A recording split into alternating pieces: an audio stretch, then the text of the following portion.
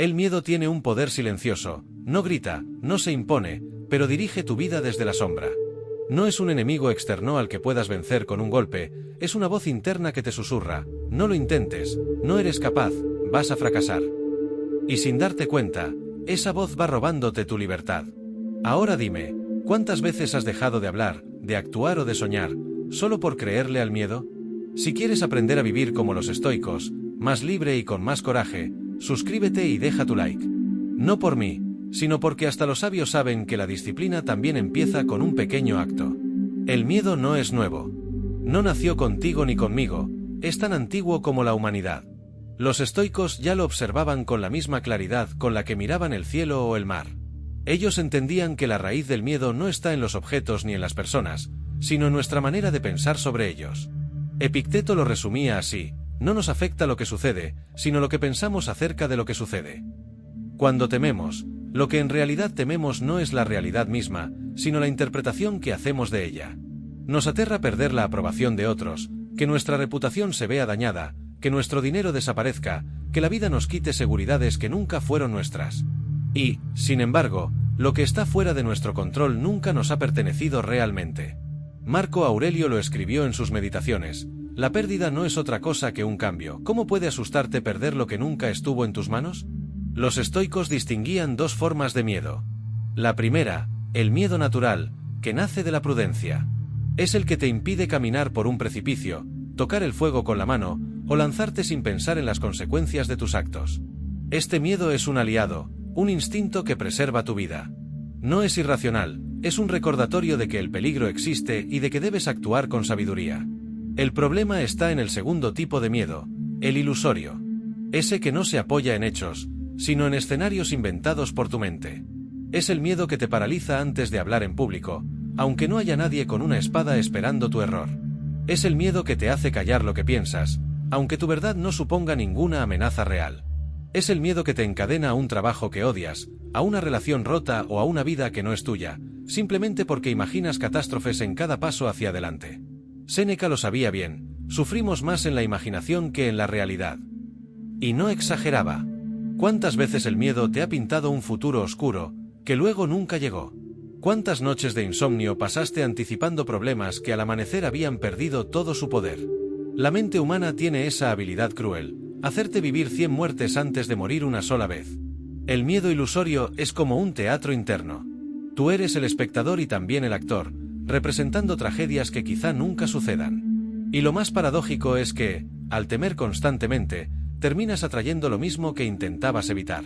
Temes perder la paz, y la pierdes en el mismo acto de temer. Temes el rechazo, y al evitar la autenticidad, ya estás rechazándote a ti mismo. Temes no estar preparado, y nunca actúas lo suficiente para prepararte. El estoicismo nos recuerda que la diferencia entre estos dos miedos es la diferencia entre la prudencia y la esclavitud. El miedo natural es maestro, el miedo ilusorio, carcelero. El primero te dice: ten cuidado, pero avanza. El segundo te dice: ni lo intentes, quédate quieto. Uno cuida tu vida, el otro la consume en silencio. Entonces, ¿qué propone el sabio estoico? Mirar al miedo de frente, identificar su raíz y preguntarte: ¿depende de mí? Si la respuesta es no, si ese miedo está ligado a lo que otros piensen, a lo que el destino disponga, a lo que el tiempo decida arrebatar, entonces no merece tu sumisión. ¿De qué sirve sufrir por algo que no está en tu poder? El miedo natural protege tu cuerpo. El miedo ilusorio destruye tu alma. Y aquí está la clave: cuando logras diferenciarlos, recuperas algo mucho más grande que la calma, recuperas la libertad de elegir. Porque el miedo no desaparece, pero puedes decidir a quién escuchas, a la prudencia que te guía o a la ilusión que te encadena. El miedo tiene un talento particular: exagerar. Es un artista de la distorsión. Lo que en realidad es un obstáculo pequeño, él lo convierte en un muro imposible de escalar. Lo que podría ser un tropiezo momentáneo, él lo pinta como un desastre irreversible. Y así, con su habilidad para agrandar las sombras, termina encadenándote a una vida mucho más pequeña de lo que podría ser. Lo más peligroso no es que el miedo invente tragedias, sino que te convence de que tú eres incapaz de soportarlas. Te susurra: si fallas, no lo resistirás. Si te rechazan, no podrás con el dolor. Si pierdes, no sabrás levantarte. Y lo curioso es que los estoicos pensaban exactamente lo contrario: no hay nada que el ser humano no pueda resistir con fortaleza.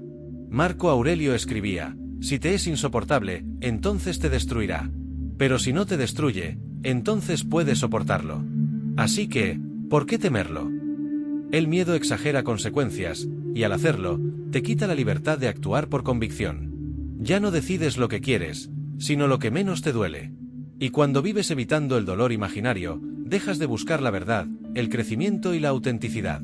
Empiezas a vivir como un esclavo de lo que los demás piensan, porque temes la crítica, el rechazo o la burla más que la traición a tu propia voz. Piénsalo, ¿cuántas veces has callado una verdad que ardía en tu garganta, solo por miedo a incomodar? ¿Cuántos proyectos quedaron enterrados en tu mente porque imaginaste un fracaso que nunca llegó? ¿Cuántas veces te mordiste las ganas de ser tú mismo porque preferiste ser aceptado a ser libre? Ejemplos sobran.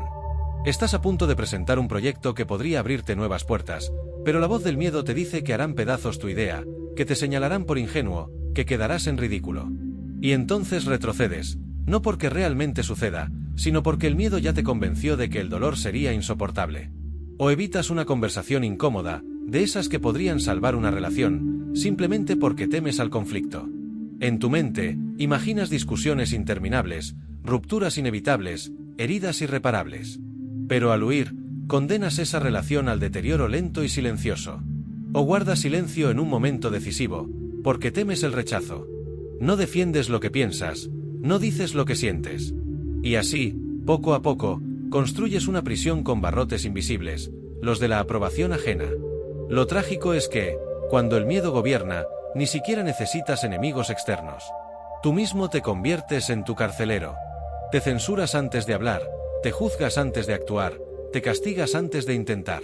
Y lo haces con tanta disciplina que al final no necesitas cadenas físicas, basta la idea de un "y si sale mal", para dejarte quieto en tu celda mental. Los estoicos enseñaban que el verdadero daño no viene de lo que los demás dicen o hacen, sino de cómo respondes tú. El miedo, al exagerar lo que otros piensan, te roba esa respuesta consciente y la reemplaza por reacción automática. Dejas de ser dueño de ti, y pasas a ser marioneta de tus temores.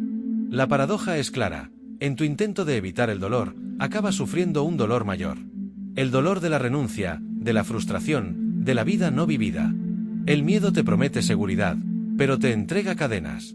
Te promete evitar la herida, pero lo que te da es una cicatriz invisible, la de saber que no lo intentaste. Y lo más cruel es que esas cadenas no existen en la realidad. Están hechas de pensamientos, de interpretaciones, de fantasmas internos. El mundo no te encerró, fue tu propia mente, creyéndose el peor de sus relatos. El miedo es un narrador de historias falsas. Historias que no solo escuchas, sino que obedeces. Y mientras le creas, vivirás en una celda sin barrotes, donde la llave siempre estuvo en tu bolsillo. El miedo no desaparece porque lo ignores. Al contrario, cuanto más lo niegas, más crece en la sombra. La visión estoica propone algo distinto: no destruir el miedo, sino domesticarlo. Mirarlo de frente y aprender a convivir con él sin dejar que dirija tu vida. El primer paso es reconocer lo que depende de ti y lo que no. Epicteto lo repetía como un principio fundamental: algunas cosas están en nuestro poder y otras no. El miedo surge precisamente cuando confundimos estas dos esferas. Temes perder tu reputación, pero la opinión de los demás nunca estuvo en tus manos. Temes la ruina económica, pero no controlas el destino de los mercados. Temes la enfermedad, pero no controlas cada detalle del cuerpo. Lo único que está en tu poder es tu juicio, tu elección, tu manera de responder. Cuando entiendes esto, algo cambia. El miedo se revela como un espejismo, porque te das cuenta de que nadie puede arrebatarte lo único que de verdad es tuyo: tu carácter. El segundo paso es enfrentar el miedo con acción. Los estoicos sabían que la valentía no consiste en no temer, sino en no dejar que el miedo dicte tus movimientos. Séneca lo explicaba con claridad: no es que seamos valientes porque no tenemos miedo, sino porque lo superamos. Actuar aunque tiemble la voz, aunque el corazón se acelere, aunque la mente invente 100 excusas. El miedo se alimenta de tu inacción. Cuando actúas, se reduce a su tamaño real. Cuando das un paso, descubres que la mayoría de los fantasmas eran humo. El tercer recordatorio estoico es la finitud de la vida. Marco Aurelio lo repetía cada mañana: pronto olvidarás todo, y todos pronto te olvidarán. La conciencia de la muerte, lejos de ser una carga, es una liberación. Si todo es pasajero, la gloria, la derrota, la riqueza, la pobreza, incluso tu propia existencia. ¿Por qué dar al miedo más poder del que merece?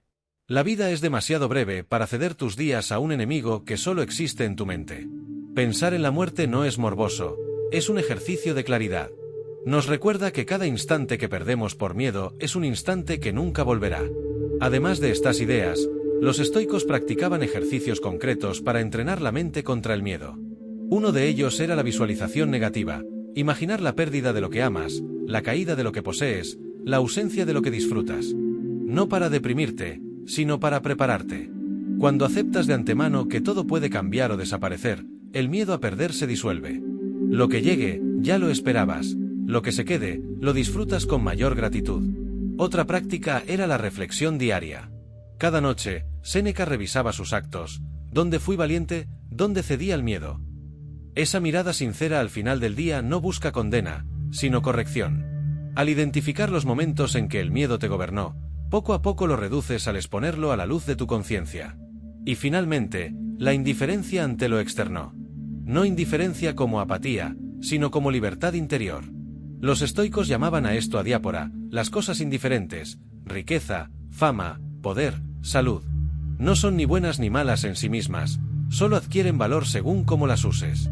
Si tu felicidad depende de ellas, el miedo te gobernará porque siempre tendrás algo que perder.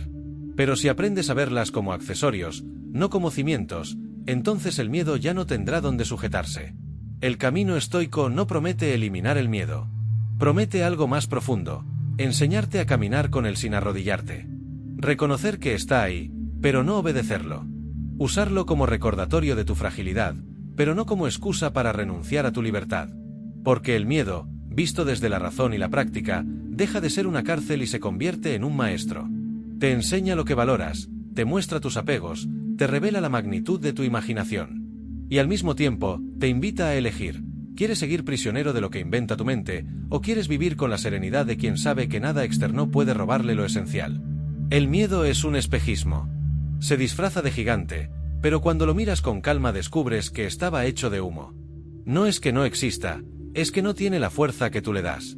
Y en el momento en que dejas de creerle, recuperas algo que nunca debiste perder, tu libertad. La vida, como enseñaban los estoicos, no se mide por los años, sino por el coraje con que la vives. El miedo seguirá apareciendo en tu camino, pero ya no como un amo al que obedecer, sino como una señal de que estás avanzando hacia algo que importa. Recuerda estas palabras: el hombre valiente no es quien no siente miedo, sino quien no se deja gobernar por él. Ahí está la diferencia entre una vida encadenada y una vida libre. Y ahora te dejo un desafío. Piensa en un miedo que hoy te limite. Solo uno. Puede ser hablar, decidir, empezar, dejar ir, y da un paso pequeño, pero real, en contra de él. No mañana, no algún día, hoy. Porque cada acto de valentía, por pequeño que parezca, es un golpe a las cadenas que el miedo quiere imponerte. Si este mensaje resonó contigo, suscríbete y deja tu like. No como un gesto automático, sino como un recordatorio de disciplina. Así como entrenas tu mente contra el miedo, entrenas también tu voluntad con acciones sencillas. Y así, paso a paso, el estoicismo deja de ser teoría y se convierte en vida.